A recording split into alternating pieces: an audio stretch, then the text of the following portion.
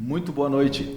Sejam bem-vindos a mais uma edição do Doctoralia Connect. Esse é o nosso encontro mensal para profissionais da saúde que querem crescer de maneira organizada em um mercado cada vez mais digital e mais competitivo. O tema dessa edição é Marketing Médico na Prática. Hoje nós vamos conversar sobre ações e estratégias para fortalecer a sua presença digital, conquistar a confiança dos pacientes e crescer com segurança, seguindo as normas do Conselho Federal de Medicina. Esse é mais um tema que nós vamos abordar de maneira muito prática, fazendo uma troca de ideias, trocando experiências com representantes do mercado e especialistas e abrindo para as perguntas de vocês. Então, desde já, estejam preparados para mandar as suas dúvidas no chat aqui do nosso evento. E enquanto eu vou apresentando os nossos convidados, por favor, digam de onde vocês estão nos acompanhando. Escrevam a cidade aí no chat para a gente saber. Hoje nós estamos com dois convidados muito especiais aqui para essa edição. Temos o Dr. Guilherme Rocha Neto, que é otorrinolaringologista, tem perfil na Doctoralia com mais de 350 avaliações de pacientes, inclusive é bem ativo nas redes sociais também. A gente vai falar um pouco sobre isso hoje. E, novamente, conosco no Doctoralia Connect, a doutora Fernanda Scheffer, para dar o respaldo jurídico, sendo uma convidada especial para essa edição. Ela é professora, especialista em Direito Médico, já esteve conosco falando na edição de Telemedicina, que foi bastante interessante. Depois, acompanhe aí na biblioteca, vocês conseguem acessar esse episódio. Muito obrigado por aceitarem o nosso convite, muito bom ter vocês aqui. O evento fica especial, tendo uma abordagem prática e todo o respaldo necessário. E eu gostaria que vocês fizessem uma breve apresentação, começando pela doutora Fernanda, por favor. Bom, você já falou, sou professora, né? Sou pós-doutora em bioética pela PUC Paraná, doutora em Direito pela Universidade Federal do Paraná e coordenadora do curso de Direito Médico e da Saúde da PUC Paraná. E trabalho com Direito Médico e da Saúde há 25 anos. Muito bom, muito bom. Obrigado novamente pela presença. Obrigado pelo convite, né? Como você disse, eu sou Guilherme Rocha Neto, sou otorrinolaringologista e eu trabalho principalmente com cirurgias funcionais estéticas da face, né? Então rinoplastia, autoplastia, bléfaro. Então é uma área sensível aí da publicação médica, né? E procuro, né, fazer meu trabalho, né, nessa medicina centrada na atenção ao paciente, na escuta, né? E nos últimos anos, né, tenho estudado e aplicado aí, estratégias, né, de divulgação aí que possam trazer visibilidade, mas sem ferir os princípios éticos, né, do direito da medicina, né, claro. Então, como um todo. E, novamente, obrigado pelo convite. Obrigado você. Bom, temos gente aqui de todo o Brasil. Temos Rio de Janeiro, a Lívia do Rio de Janeiro, temos a Maria Elizabeth de Belo Horizonte, temos a Isabela de Salvador, a Gardênia de Recife, Cristiane de Teresina, gente de todo o Brasil aí nos acompanhando. Legal. Vai ser bastante rico aqui a troca de conteúdo e contamos com as perguntas de vocês também aí ao longo do bate-papo. No final teremos um bloco dedicado às respostas. Antes de eu iniciar as perguntas, eu gostaria de reforçar aqui que esse é um evento promovido pela Doctoralia, plataforma de saúde líder no Brasil, com mais de 4,4 milhões de opiniões de pacientes públicas, de especialistas de saúde no Brasil, mais de 20 milhões de usuários únicos por mês na nossa plataforma, com mais de 10 milhões de agendamentos de consultas todos os meses e 570 mil profissionais de saúde listados na nossa plataforma. Esse evento ele é mais uma iniciativa de como a gente leva informação para ter um mercado de saúde cada vez mais bem informado, competitivo e profissional, nos apoiando no nosso propósito. Antes das perguntas ainda, eu vou fazer uma breve introdução. Vou trazer aqui algumas informações de como o marketing é aplicado no setor da saúde. Nós temos uma pesquisa anual, que é o Panorama de Clínicas e Hospitais, e a edição 2025 foi publicada no início desse ano, também disponível para vocês baixarem. Mas essa pesquisa mostra que das clínicas e hospitais, 29% ainda não investem em marketing. 71% dizem que investem em marketing, desses 71%, 52% dizem que fazem apenas o básico. perto de 20% declaram ter estratégias avançadas, 16% não pretende, ainda não, mas pretende ter estratégias de marketing, e 12% não, temos outras prioridades. Quando a gente compara esse estudo publicado neste ano com o ano de 2024, nós vemos uma tendência de estabilidade na profissionalização do marketing e na aquisição de pacientes por meio das instituições de saúde. Em 2024, 50% fazia o básico, em 2025, 52%. Em 2024, 24% declaravam ter estratégias avançadas, quando em 2025 apenas 19%. Então, claro que tem aqui uma margem da pesquisa, né, por conta da amostra, mas vemos pouquíssima variação, uma mudança nada significativa de um ano para o outro, o que mostra que há bastante espaço, talvez um espaço que ele possa ser ocupado unindo conhecimento, não somente o conhecimento de marketing, mas também o conhecimento jurídico, porque muitas vezes há um receio, né? Alguns mercados têm esse complicador no marketing, complicador ou não, né, doutora? Porque depois a gente vai falar sobre isso, porque muitas vezes é importante a regulamentação, mas é uma complexidade a mais. Outro dado importante e que eu trouxe aqui porque nós vamos abordar hoje também o perfil do Dr. Guilherme, é que um dos canais, o canal mais popular na atuação das instituições de saúde para marketing ainda é o Instagram. 80% declaram trabalhar com Instagram, 54% WhatsApp, 51% site próprio, 51% perfil da empresa no Google, 45% Doctoralha, depois vem Facebook, YouTube e outras mídias. Então mostra aqui uma pulverização, apesar de uma pulverização, uma grande concentração em um canal, Instagram, né? E importante para a gente também entender aqui esse panorama. O material vai estar disponível para vocês baixarem, a nossa equipe vai mandar aqui no chat e fiquem então à vontade para consumir desse material. Partindo já aqui para o nosso bate-papo, eu gostaria de começar com o nivelamento, doutora. E nós temos a nova resolução do CFM de março de 2024, então gostaria de ouvir de você um resumo do que mudou, do que a gente precisa ficar atento com essa nova resolução, como um nivelamento aqui de início de papo. Então, a gente costuma falar que a resolução foi muito esperada, né? Porque a resolução anterior já estava desatualizada, em descompasso com o próprio mercado, com as redes sociais. Então, já havia uma movimentação muito grande, inclusive de médicos nas redes sociais, e aquela resolução anterior deixava muitos espaços em branco ali, ou até para interpretações que poderiam levar aí a duplicidade de entendimentos, enfim.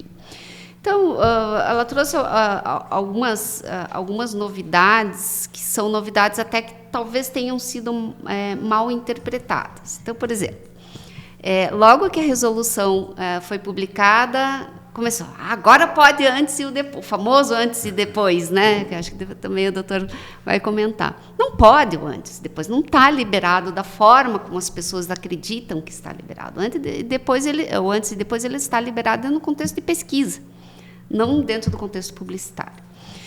Então, ela traz algumas normas interessantes, por exemplo, como a questão de divulgação de valores de consulta, a divulgação de agendas. Ela traz um aperfeiçoamento. Não que ela não tenha as suas, como é que eu posso dizer, seus probleminhas técnicos jurídicos ali. Então, por exemplo, se vocês pegarem, logo no começo, ela tenta diferenciar a publicidade e propaganda. Para o direito é importante essa diferença. E por que é importante? Porque para o direito, a publicidade, como a publicidade ela tem essa finalidade de persuadir, né, de fazer a pessoa querer comprar um produto, né, usar um serviço, etc., a publicidade se submete ao Código de Defesa do Consumidor, a propaganda não. Né?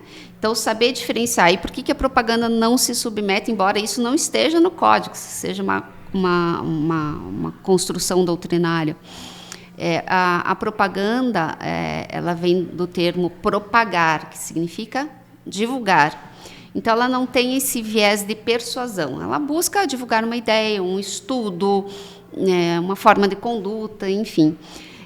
Então, a resolução até busca, num primeiro momento, diferenciar, mas ao longo dela, nós conseguimos identificar situações em que a resolução está usando o termo propaganda, quando seria publicidade e vice-versa, né?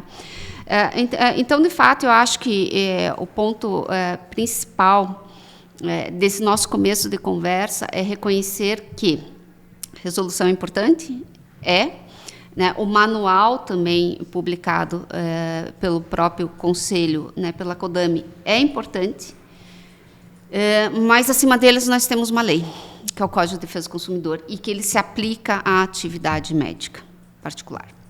Né? Então, eu acho que é uma premissa importante para a gente conseguir entender algumas autorizações e algumas vedações que vêm no Código e que a gente vai conversar ao longo da noite aqui. Super legal, super legal.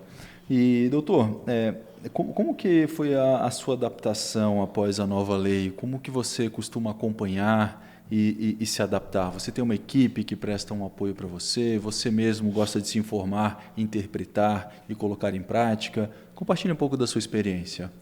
Isso, as duas coisas, né? Acho que as duas coisas acabam sendo muito importantes para nós.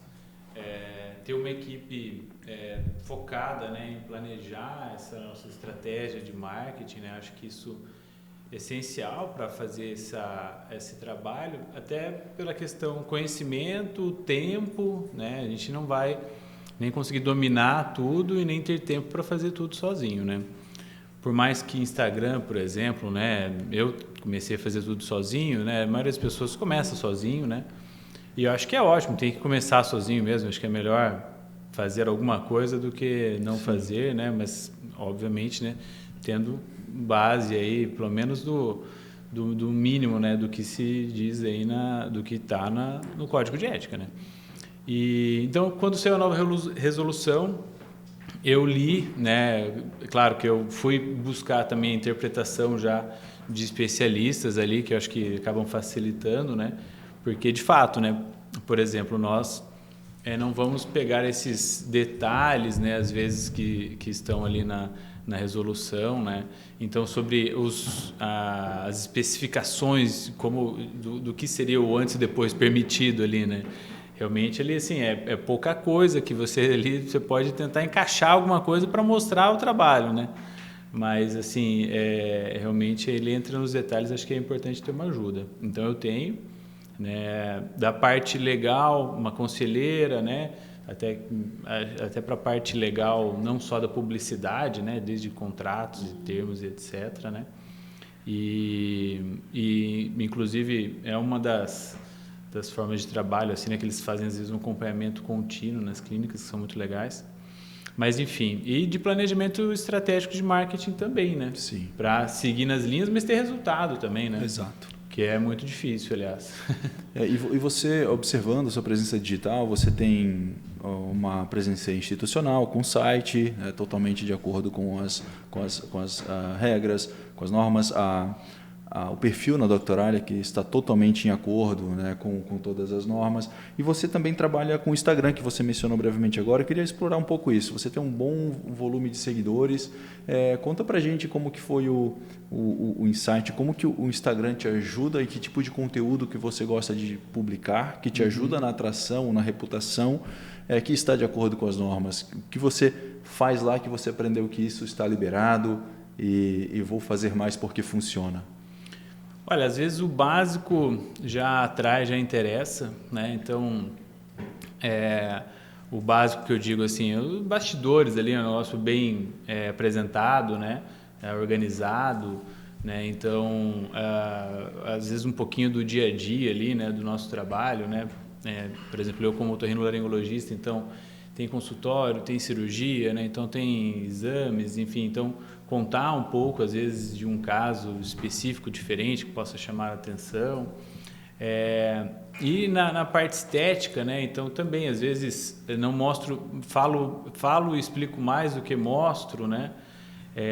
Acaba mostrando alguma coisa ali de pós-operatório, né? E aí entra também, né, claro, essa parte de back-office aí, de liberações de autorização do paciente, né?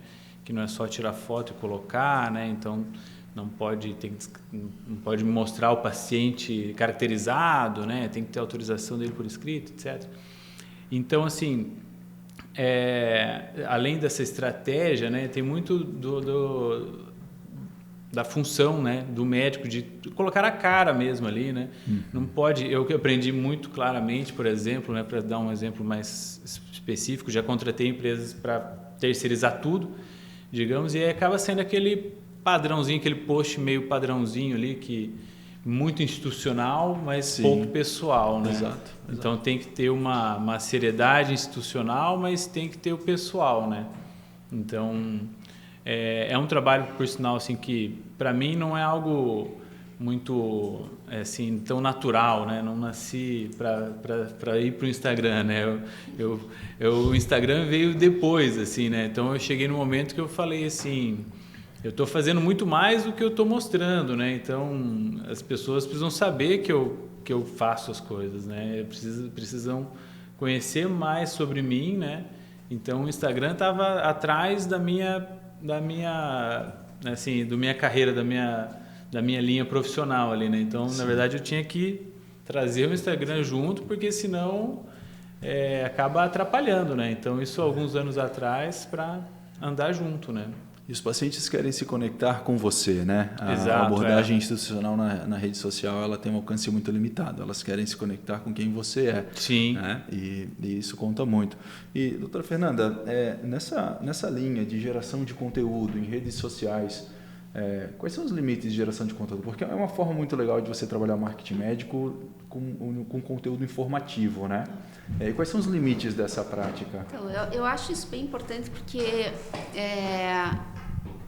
o marketing, ele tem os dois lados, né? Ele pode ser teu amigo e pode ser teu inimigo, porque um marketing mal feito, ele pode afastar o teu público-alvo, né?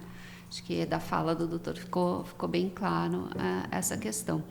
Então, eu sou uma crítica, por exemplo, no Código de Ética Médica, quando ele expõe, né, a relação médico-paciente, sendo personalíssima, não se aplica o Código de Defesa do Consumidor, né, não é uma relação de consumo. Orienta mal os seus médicos quando o conselho fala isso, porque a doutrina e a jurisprudência já reconheceram a aplicabilidade do CDC à relação médico-paciente. Então, você colocar isso dentro de um código de ética, você já está desorientando, né?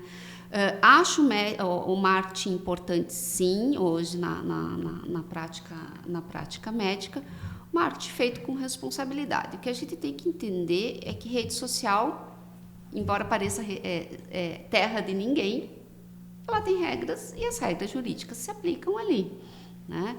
Então, quando nós falamos desse poder de polícia que vai incidir sobre o marketing em geral, nós estamos falando de regras do Conselho Federal de Medicina, né? A CODAME vem atuando com bastante seriedade, pelo menos em alguns processos que acompanhei. Nós temos o CONAR. O CONAR, ele não é um órgão do governo, muita gente confunde isso. O CONAR é o Conselho de Autorregulamentação Publicitária.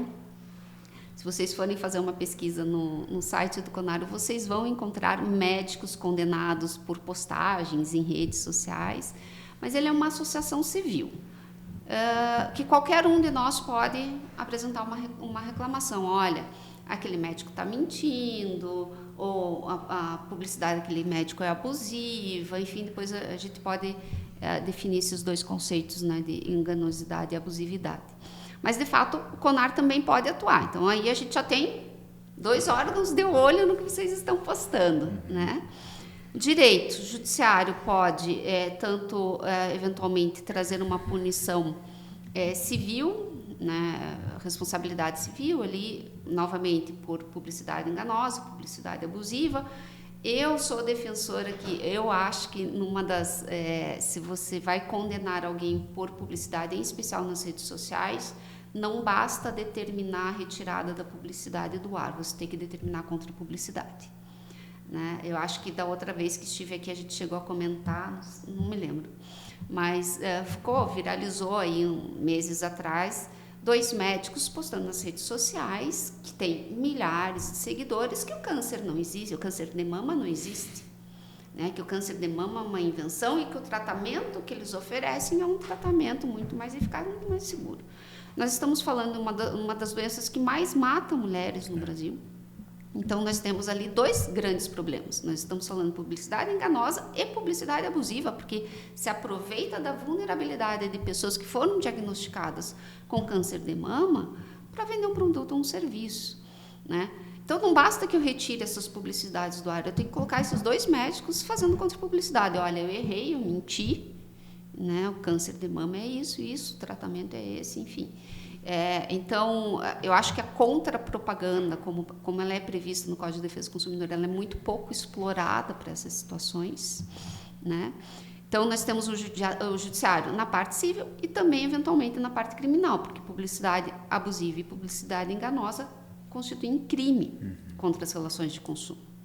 Né? Então, é tudo... Por isso a seriedade, como você bem colocou, de muitas vezes contratar uma equipe para te dar o apoio e saber o que questionar da equipe. Porque também muita gente terceiriza, a equipe monta tudo, monta o conteúdo, posta... não, mas foi a equipe que fez. Não, a responsabilidade é dele, né? Você tem que saber revisar, você tem que saber questionar o que a tua equipe está produzindo também. Sim. Então, acho que, em linhas gerais, a gente pode caminhar por aí. Legal, doutora. E se fosse listar erros comuns? Se fosse fazer uma listinha aqui dos erros comuns que você pega, que você já conseguiu presenciar, que foram notificados, então, para quem está nos ouvindo aqui já saber, ter uma listinha do que não fazer. O erro mais comum é o antes e depois, sem dúvida, em especial na área de estética. Desvinculado de qualquer informação educacional, como a resolução estabelece. Publicidade colocando stories. Eu tive uma colega, inclusive, que ela, durante a cirurgia, ela foi filmada, a cirurgia estética, ela foi filmada, o médico pôs no stories sem consentimento. Isso aí é problema dos grandes, né? Então, você filmar o paciente, postar o paciente ou contar o caso do paciente em redes sociais ou em outros informes publicitários sem o consentimento. Mas a foto que não está aparecendo o rosto. Não, né? Nós temos situações já de pessoas que identificaram a sua foto, por exemplo, num livro de medicina. Então, ela viu, não, esse seio aqui é meu. O seio foi postado sem autorização. Mas está no conteúdo de estudo. Não interessa, tem que ter o consentimento. Então, sempre procurar o consentimento do paciente para expor imagem, seja uma imagem de parte do corpo, seja a imagem que o paciente aparece. E o terceiro erro mais comum, que nós vemos muito, novamente, no mercado de estética, são as repostagens. A resolução ela traz regras limitativas das repostagens, porque muitos médicos fazem parcerias com influencers, blogueiras, etc. Então, a influencer faz o post e o médico só reposta. Não, existem regras limitativas da repostagem. Então, não é porque teu paciente está postando que simplesmente você pode, e te marcando, que você sim pode repostar sem regra nenhuma. Né? Então, acho que esses são os principais pontos de atenção hoje no marketing médico. Super legal para deixar já anotadinho, né? Nas conversas com equipe ou com agência, né? Doutor Guilherme, eu gostaria de fazer uma pergunta sobre o seu perfil da Doctoralia. O seu perfil da Doctoralia é um perfil muito completo, com um bom volume de avaliações. A Doctoralia, como eu mencionei, 20 milhões de usuários únicos por mês, mais de 10 milhões de consultas. E você tem lá, quando alguém pesquisa por otorrinolaringologista na cidade, você vai aparecer entre as primeiras posições. E você tem 352 opiniões de pacientes, até quando a gente olhou e desenvolveu esse roteiro, talvez agora comentado. E isso representa um processo de construção de reputação muito importante, né? Porque é possível entender o que outros pacientes falam sobre o Dr. Guilherme, qual a experiência deles com você. E um dos pilares de construção de marca é a experiência, né? Se não o principal. a importância, o quanto isso gera de um boca a boca virtual, de você ter visitas ao seu perfil, e as chances são aumentadas, porque na pesquisa que nós fizemos do perfil do paciente digital, opiniões e agenda disponível estão entre os top 3 critérios para a escolha de um profissional. Junto a esses dois está a aceitação a planos de saúde. Então, super importante. A gente queria entender um pouco como que você constrói essa reputação com os pacientes, como que você incentiva a ter essa opinião sendo postada lá na Doctoralia, e o quanto que você percebe isso ajudando no dia a dia também, como parte de toda a sua estratégia de marketing. Bom, começando pelo final, né? Eu acho que é legal porque é uma forma de atrair pacientes. Não que não tenha como errar lá no Doctoralia, mas é muito mais difícil, né? Então, é uma forma de você, né, fazer sua divulgação, né, justa, honesta, né? E sem ter nenhum risco, né, de problemas legais, né? Então, às vezes é uma forma de divulgação preterida até, assim, né? Às vezes, né, hoje, atualmente, os médicos, né, muitas vezes pensam que é só Instagram, né? E nem sempre, né? O paciente do Instagram, o público do Instagram, não necessariamente vai marcar consulta, né? Então, muito do que dá sucesso online não traz paciente, né? E as avaliações, né? O perfil do Doctoralia, acho que é legal porque está na outra ponta, né?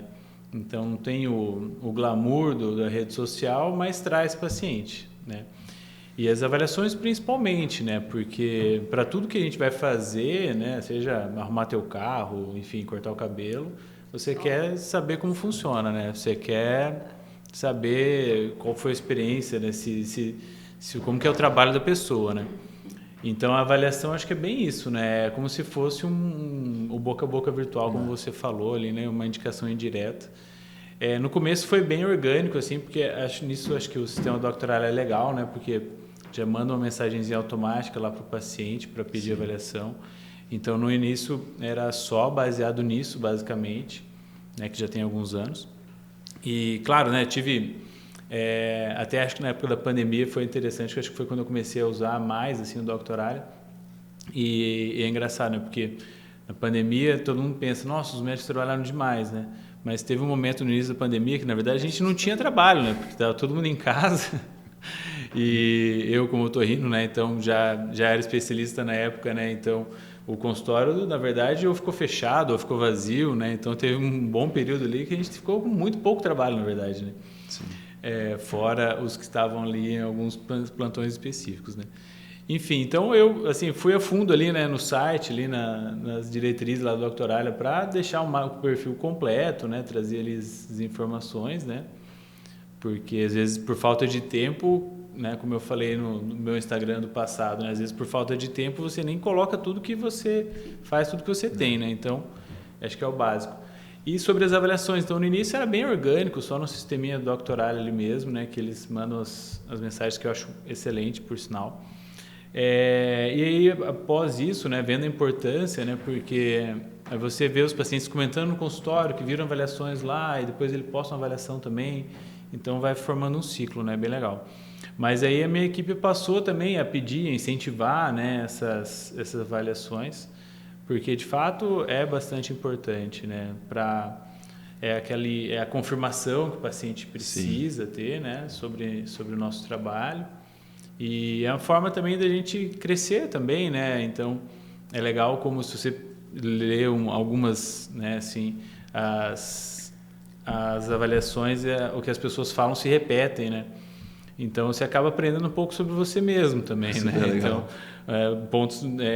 graças a Deus, quase sempre pontos positivos, né? É difícil ter alguma coisa negativa ali, felizmente, no meu caso. Mas é interessante, né? Você vai observando seus pontos positivos ali, né? Você consegue trabalhar em cima. E, às vezes algo construtivo também para melhorar, né?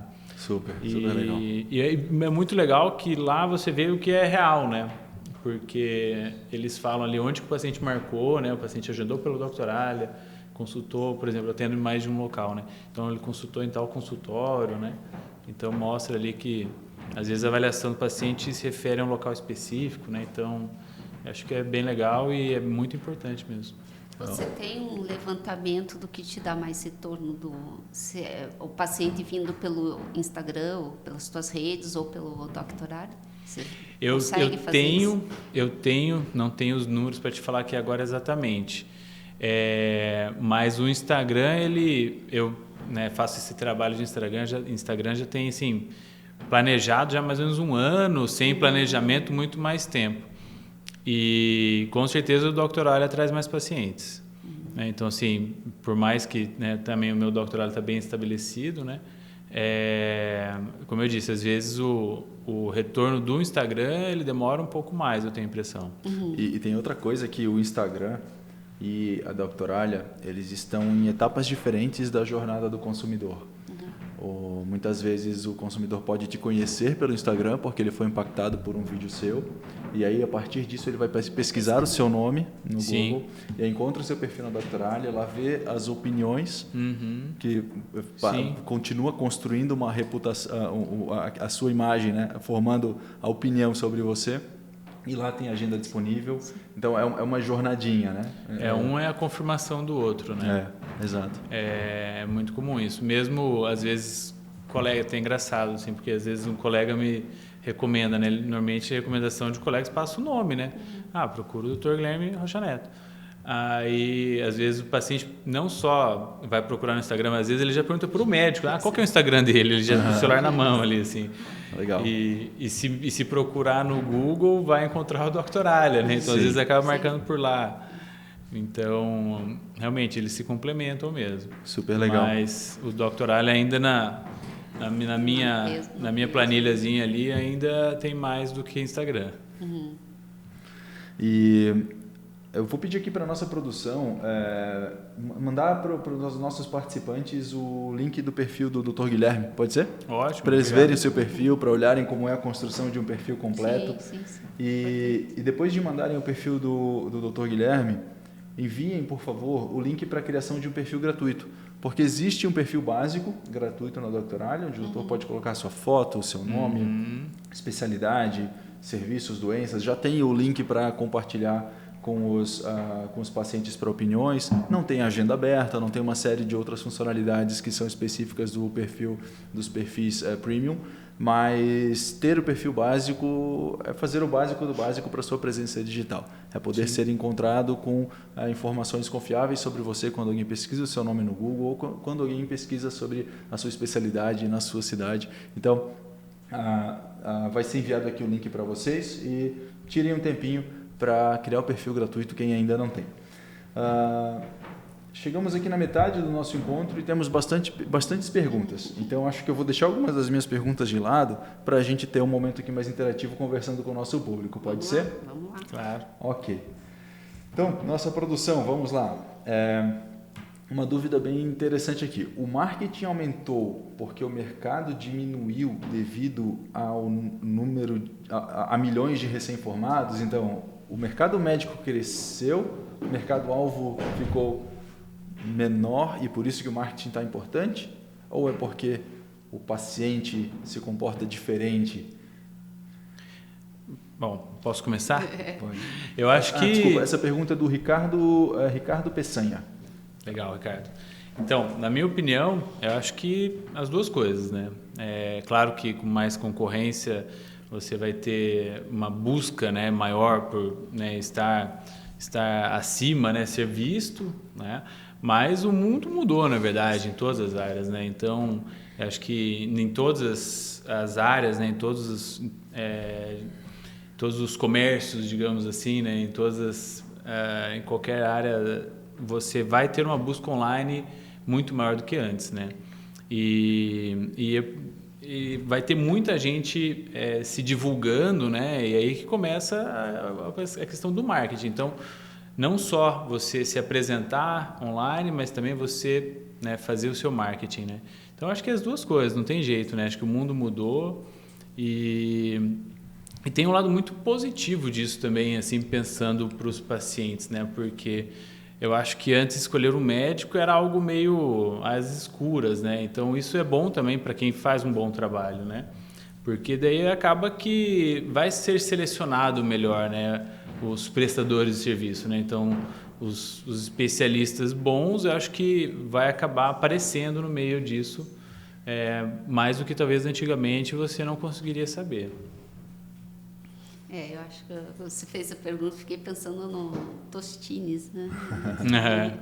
É esse tipo de pergunta que nós estamos, de realidade que nós estamos enfrentando, né? Não tem o marketing cresceu porque cresceu o mercado e vice-versa. Eu acho que é bem como você colocou, são as duas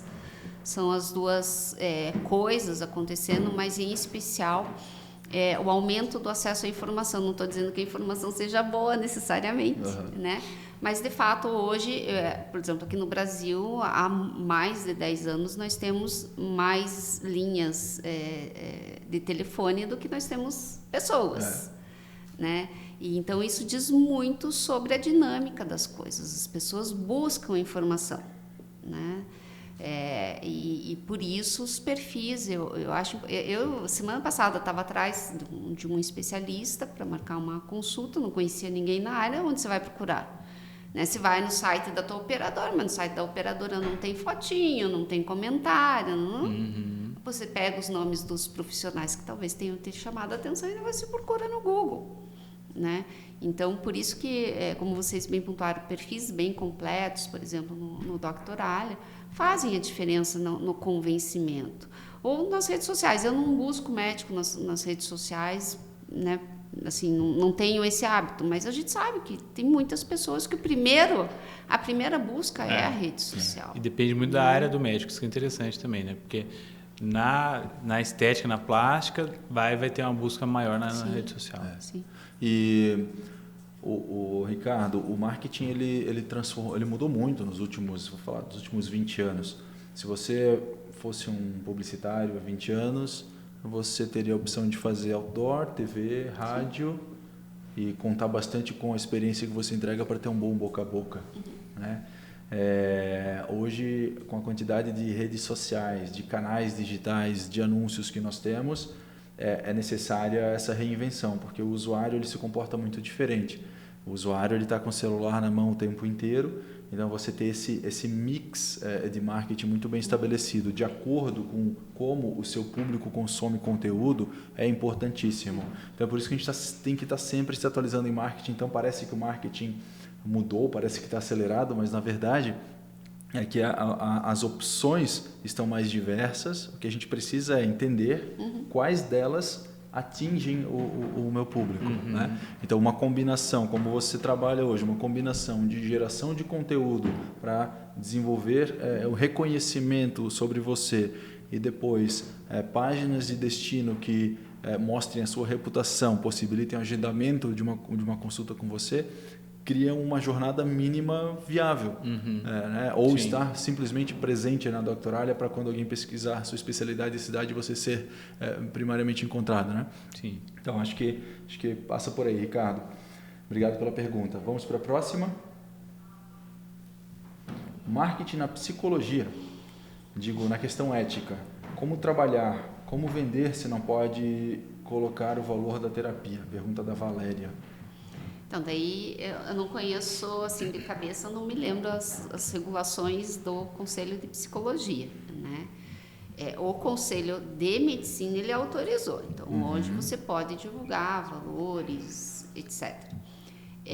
Se não pode, assim, talvez as restrições de divulgação de valores, muitas vezes até elas se justifiquem, né? Porque nós estamos falando ali de profissionais que estão apresentando o trabalho e não, assim, os conselhos veem isso como uma forma de mercantilização da atividade. Então, se você está divulgando valores, etc. Mas tem que respeitar a limitação ética, né? Nesse caso. Não existe uma limitação legal, mas existe uma limitação ética. Agora, eu confesso para vocês que, embora haja uma limitação ética, né, por exemplo, no Conselho de Psicologia, talvez ela contraria o Código de Defesa do Consumidor. Por quê? Porque quando eu faço anúncios em redes sociais de produtos e serviços, junto com o anúncio tem que estar o preço. Então, existe uma contradição ali. Como é que essa contradição vai ser resolvida? Você pode levar a condenação no teu conselho de ética, porque o teu conselho está dizendo para não fazer, mas você não leva a condenação legal, você não leva a condenação jurídica. Mas pode haver uma condenação no conselho de ética. Daí, lógico, você vai argumentar no conselho de ética, olha, eu não posso fazer algo que a lei me proíbe de fazer, então tem que agir em conformidade. É uma defesa possível? Sim, é uma defesa possível, né? Então, eu não sei, acho que existem outras estratégias de você mostrar o teu trabalho sem precisar necessariamente divulgar o valor. Daí, acho que daí precisa aconselhamento aí. Mas onde que a Valéria busca essa informação sobre o ramo de psicologia? No Conselho de Psicologia, ela entra no site, lá tem todas as resoluções, tem que ver se tem alguma resolução específica para publicidade em psicologia ou não, eu não me lembro de cabeça. Tá bom. Se a nossa produção puder ajudar a Valéria com o link, né? Até verificar aqui e mandar para a Valéria. Obrigado pela pergunta, Valéria. Vamos para a próxima. O que um paciente precisa saber sobre você ao visitar seu perfil? Aqui, acho que falando de redes sociais, o que acha relevante? Pergunta do Diego Machado Medanha. Doutor. Bom, Diego, eu acho que assim, o básico bem feito, né? E às vezes isso até vale para a pergunta anterior também, né? Então, você tem informações claras ali na bio, né? O que você faz? Eu sou otorrinolaringologista, mas faço mais sinoplastia. Então, assim, isso está fácil ali na bio do Instagram, por exemplo, né? Sim. Falando em Instagram, por exemplo. Eu acho que você tem uma bio clara ali, né? Mostrando o que você faz, qual a sua subespecialidade, informações de contato, né? Fotos boas, né? Então, assim, acho que o básico do básico já ajuda ou pelo menos não atrapalha, né? E no caso, né, da pergunta anterior, às vezes os próprios amigos dela às vezes nem sabem que ela, por exemplo, sei lá, não sei quantos anos ela é formada, se ela já se formou, se ela está atendendo, né? Nem todo psicólogo faz consultório, então, né, às vezes as divulgações simples, né, geram esse resultado para quem já te encontrou ali, né? Sim. Então, acho que para quem abre a bio, né, é a especialidade, o que ele faz dentro da especialidade ou, né, o que ele foca, informações de contato. Uma boa foto. É isso. Né? Até se atende plano de saúde ou não, eventualmente. Isso, se você tiver um pouco mais de espaço, acho que com certeza.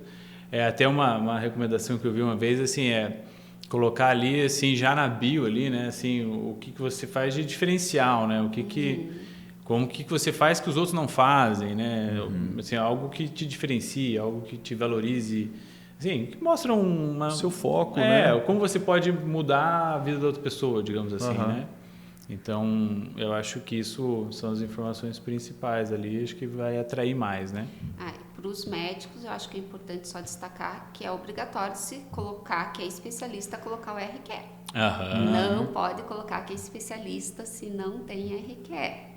Isso vale para as redes sociais e está expresso na resolução do conselho, né?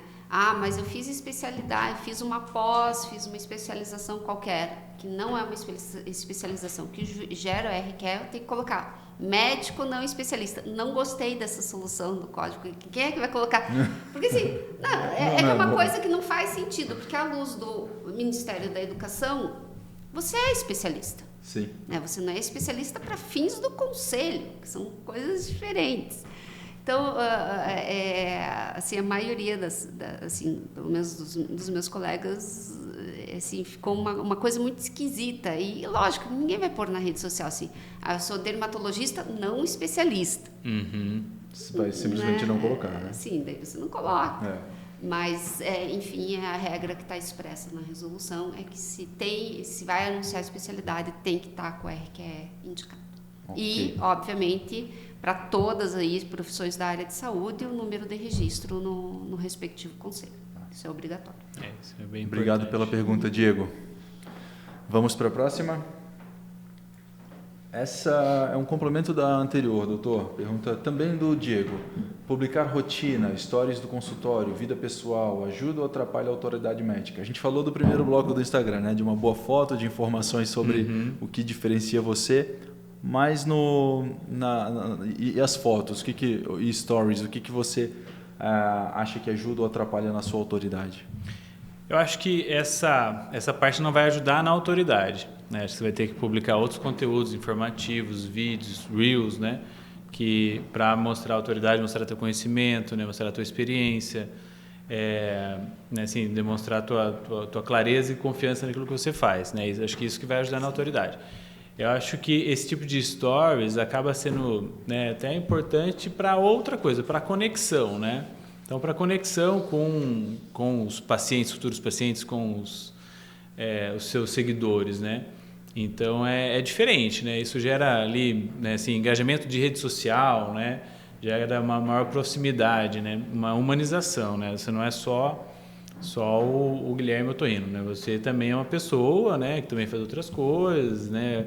Também tem seus detalhes. Eu só quero lembrar que na resolução existe a limitação. Não pode fazer postagem de caráter pessoal no perfil profissional e vice-versa. Pois é. Essa aí eu já não estava na ponta da minha língua, que já não estava em mente. Só cuidar. Assim, lógico, o teu dia a dia no consultório, ok, mas assim, se você vai sair do consultório, sei lá, e vai pra praia, encontrar com os amigos, não poste, porque são coisas, os perfis têm que ser mantidos diferentes. O conselho, né, ele sugere que o perfil seja só realmente para a divulgação das questões profissionais, enfim, então que não haja essa confusão entre vida pessoal e vida profissional. Isso muda muito, né, doutor? Isso é complexo, né? Complexo, né? Porque realmente, assim, são coisas que a gente vê no dia a dia, né? E é difícil, né? Porque a gente acaba usando uma rede social, né? Então, é muito complexo mesmo. Bom, agora mais afirmando ainda, né? Então, eu já tinha falado que não ajudava na autoridade, né? Sim, já. Então, é um fato que não. Não ajuda na autoridade, você se complica com o conselho ainda, então. Sim. E talvez fica também à mercê de interpretações, né? Porque o que realmente é pessoal, o que é profissional, né? Então, mas é claro que se a gente pegar e esticar para os dois extremos, fica muito fácil identificar. Uma festa, vai ter as zonas cinzentas ali, né? Por exemplo, você está num jantar de um congresso médico. Exato. Isso é pessoal, isso é profissional. Sim, né? Um ótimo ponto. Esse é um ótimo ponto. Está estudando em casa, né? Está na tua casa, mas está estudando. Exato. Né? Então, vai um pouco do seu bom senso, essas zonas cinzentas, mas assim, como você falou, se pegar, extrapolar para os dois opostos, ok, aí você vai ter problema. Eu acho que o bom senso resolve, né? Porque você está de férias na praia, você sabe que isso não é totalmente algo pessoal, né? Então fica um pouco mais... A não ser que você tenha feito um socorro na areia. Né? Assim. Aí registra. Nossa, socorri aqui. Mas você também pode responder legalmente por esse atendimento na areia. Também. Lembrando. Tá bem. Eu acho que tem uma e das companhias aéreas isso. Você cobra. Se você fizer o atendimento no avião. Você cobra da companhia? Você fez o atendimento. Boa. Essa eu não sabia. Vamos para a próxima pergunta. A pergunta também é do Diego. Qual tipo de conteúdo atrai mais pacientes reais?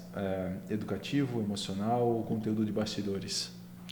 Então, isso eu acho interessante, porque o educativo, eu acho que ele traz um retorno ali de online, né? Então, pode trazer um retorno de crescimento de seguidores, às vezes tem bastante engajamento, né? Então, coisas práticas, dicas práticas, assim, né?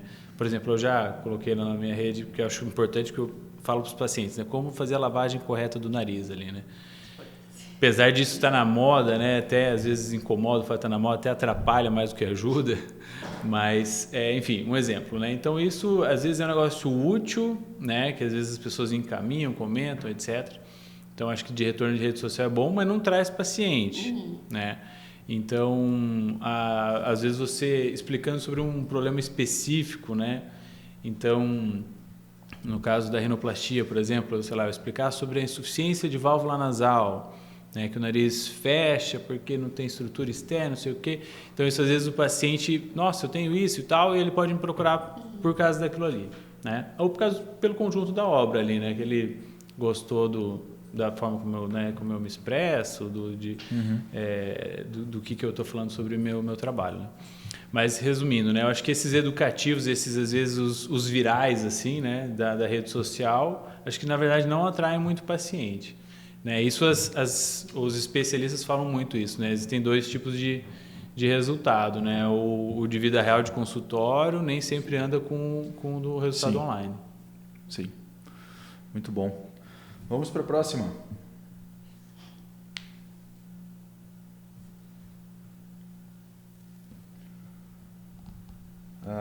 Aqui uma pergunta do Leandro Amorim. A humanização não cria uma conexão? Claro que algo simples, como tomar um café.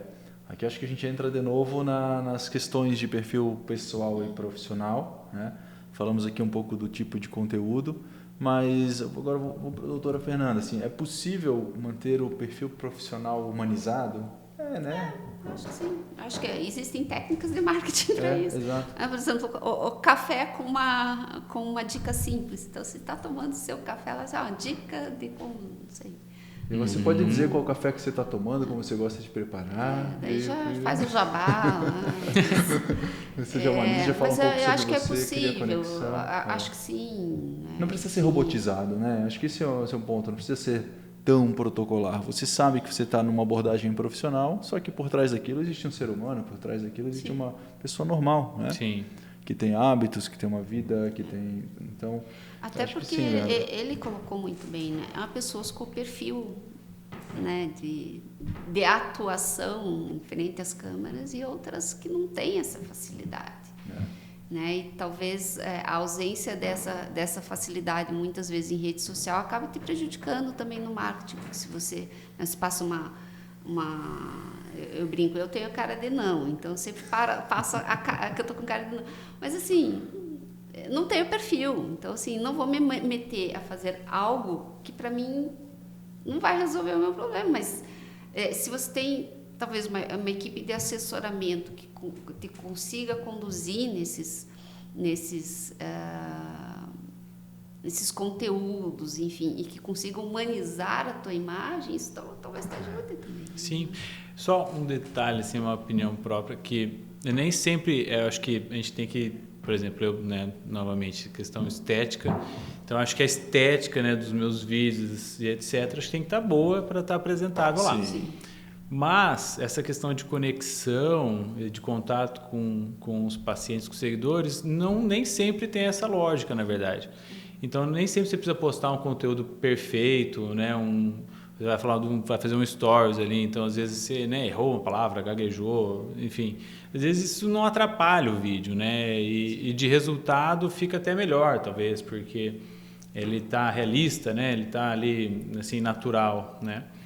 Então, acho que isso é uma forma de humanização, né? Nem tudo precisa ser super editado, elaborado, né? Porque o editado elaborado deixou de ser o diferente, né? Então, Sim. Eu acho que isso também é uma forma de humanização. Super. Vamos para a última pergunta aqui. Como tornar meu perfil mais visível na Doctoralha? Alguma estratégia? Pedir para pessoas opinarem? Acho que a gente cobriu bem essa resposta, essa pergunta, quando a gente falou do perfil do doutor, sobre o que você fez para conquistar opiniões. Mas vamos aproveitar a pergunta aqui e o que mais você considera fundamental? Deixa eu dar duas dicas, tá. Desculpa. Imagina, o que mais você considera importante para deixar o seu perfil completo? Então, porque assim, 2 questões que eu ia falar, né? Porque eu acho que principalmente no Doctoralha não funciona você pedir para o teu familiar, apesar que no Google também não, né? Você mandar o link e pedir para a família inteira fazer comentário lá, não funciona muito bem. Quando são pacientes reais faz total diferença. Então, 2 coisas que eu fazia orientados pelo próprio Doctoralha, né? Então, às vezes eu tenho minha agenda fora do Doctoralha. Então, eu colocava aqueles pacientes na agenda do Doctoralha, né? Então, eu incluía eles lá dentro da plataforma e aí eles já iriam receber um link para colocar a opinião deles. Então, isso no início acho que faz bastante diferença. Baita sacada.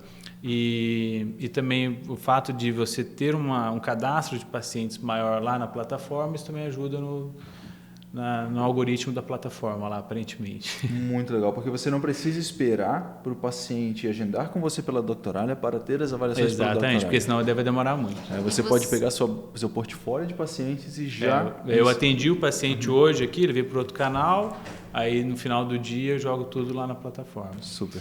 E você pode, né, pedir também para ele comentar lá na plataforma. Eu acho que não tem problema nenhum nisso. Mas, enfim, cadastrar ele diretamente acho que é uma forma boa. Legal. Eu ia te perguntar isso, se você faz alguma orientação para o paciente que ele vai receber um link para avaliação autossecretária, enfim. Eu pergunto isso porque muito tempo atrás agendei com uma médica pelo meu plano de saúde, mas eu recebi o link, agendamento, tudo via Doctoralha. Uhum. E, lógico, no mundo que a gente está sempre tendo que desconfiar de links que a gente recebe, de coisas esperando, se você faz essa preparação para o teu paciente, assim, olha, a minha comunicação é toda via Doctoralha, como é que você gerencia isso? É que, como eu acabo tendo, né, assim, 2 agendas que daí acaba dando um trabalho para a secretária para, né, bater as 2 ali, né? Mas no meu agendamento, quando o paciente procura no WhatsApp, ele não recebe o link do Doctoralha. Tá. Então, o que eu fiz por muito tempo antes, era eu ia lá e colocava ao final do dia, que daí o paciente recebia apenas o link para dar o comentário sobre aquilo ali. Sobre a consulta que já aconteceu, né? Mas eu acho super relevante avisar mesmo, até é uma boa ideia para divulgar, né?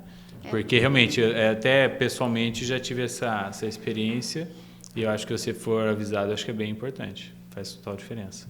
Mas é que hoje é um pouquinho diferente, eu tenho os pacientes que vêm do Doctoralha, os pacientes que vêm de fora, então acabam que não fico cruzando mais os 2 ali por tempo. Muito bom, gente. Poxa, foi super rico. Como sempre, aprendi um monte hoje. E a gente falou sobre o que pode, o que não pode, erros comuns. Falamos que tem que ter o RQE ali no Instagram. Falamos que não pode o antes e depois sem o fim educativo. Falamos sobre como atrair pacientes com ética e segurança, como combinar plataformas diferentes como o Instagram e a Doctoralha. Falamos que o perfil da Doctoralha é gratuito para quem ainda não tem. Depois você pode evoluir aproveitando as outras funcionalidades. Exemplos do que dá resultado, dicas para evitar problemas. Respondemos as dúvidas de vocês. Estou bastante satisfeito aqui com o nosso encontro. Quero agradecer muito a participação. Quero colocar aqui à disposição de vocês também a nossa equipe, que presta uma consultoria gratuita para médicos e clínicas que queiram melhorar a sua presença digital. Então, o QR Code que vocês estão vendo na tela é para que vocês deixem o seu contato e sejam contactados pela nossa equipe para que seja feito então um diagnóstico de como está a sua presença digital e para que a gente possa fazer uma sugestão com base nos nossos produtos de como você começar fazendo pelo menos o básico bem feito e depois avançando na sua estratégia de marketing. Enquanto eu deixo o QR Code aqui na tela, eu gostaria das considerações finais de vocês, começando pelo Dr. Guilherme, sobre considerações finais e uma dica que você deixa aqui para quem está nos assistindo. Bom, eu acho que como você falou, o básico bem feito, eu falei mais cedo também, acho que isso é o primeiro passo, sem dúvida, tanto nas redes sociais como no Doctoralha. Você já iniciar, já começar com um perfil máximo completo possível, de repente até com algumas opiniões através dessa maneira, né, como eu comentei. Acho que isso já te ajuda nos passos iniciais do Doctoralha.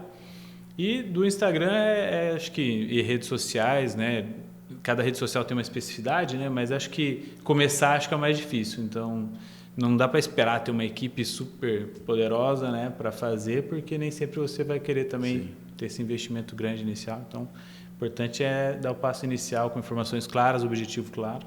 Obrigado, doutor. Muito obrigado pelo convite. Eu acho que é isso. Quando nós falamos em marketing, eu acho que as pessoas têm que entender que é possível agir eticamente ainda utilizando marketing, né? Então, retratar fielmente o ambiente, retratar fielmente a tua atuação, não querer enganar, não querer persuadir o paciente a partir de explorar as vulnerabilidades dos pacientes. Eu acho que tudo isso é muito importante e é isso que leva o paciente a depositar confiança no médico, no profissional. Né? Então, ainda que seja um médico que esteja bombando nas redes sociais, é possível que ele faça isso com responsabilidade. Né? E aqui eu estou falando de responsabilidade jurídica e responsabilidade ética. Então, como eu falei, a gente não precisa ter medo do marketing. Né? O marketing é uma grande ferramenta, mas a gente precisa saber agir com responsabilidade. Muito bem.